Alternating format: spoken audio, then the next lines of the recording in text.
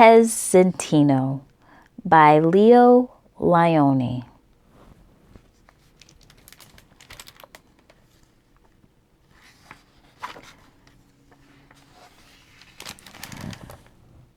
His name was Pezzettino.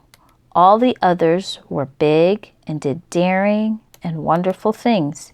He was small and surely must be a little piece of somebody else, he thought. He often wondered whose little piece he could be, and one day he decided to find out.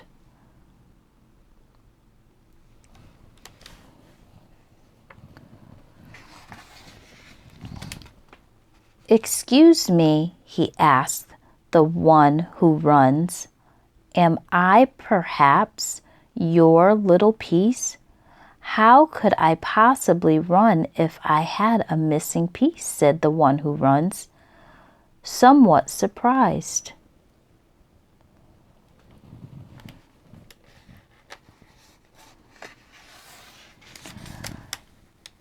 "Am I your little piece?" he asked the strong one.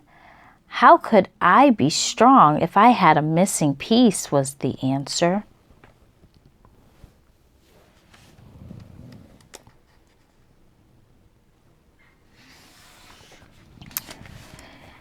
And when the swimming one came up to the surface, Pezzettino asked him, "How could I swim if I had a missing piece?"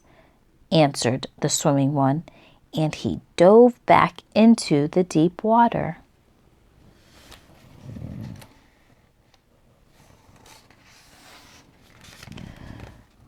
"You up there," shouted Pezzettino as he climbed toward the one on the mountain. "Am I a little piece of yours?" The one on the mountain laughed. "Do you think I could climb mountains if I had a piece missing?"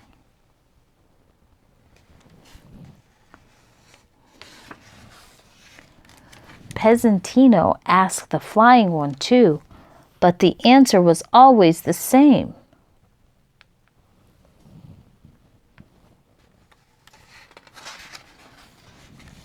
Finally, Pezzettino went to the wise one who lived in a cave.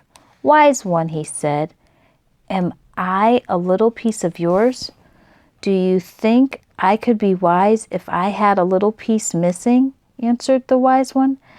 "I must be someone's little piece," Pezzettino cried out. "How can I find out?" "Go to the island of Wham," said the wise one.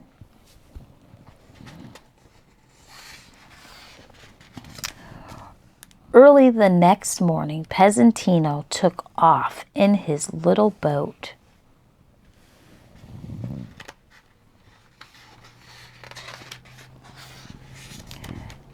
After a rough trip on the high sea, he arrived wet and tired on the island of Wham.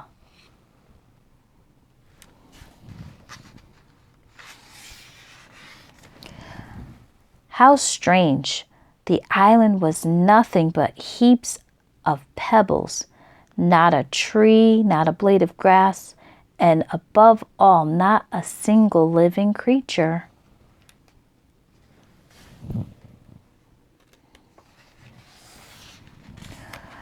Pezzettino climbed up and down until he finally, exhausted, he tripped and tumbled down.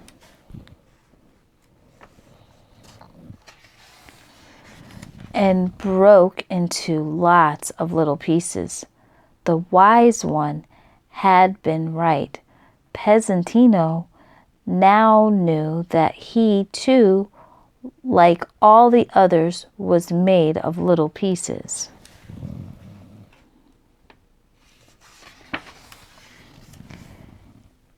He picked himself up, and when he was sure there was not a single little piece missing, he ran back to his boat.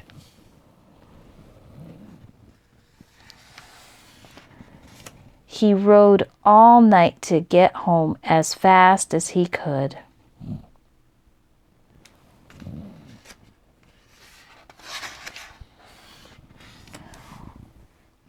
All his friends were waiting for him. "I am myself," he shouted, full of joy. His friends didn't quite understand what he meant, but Pezzettino seemed happy, and so they were happy too.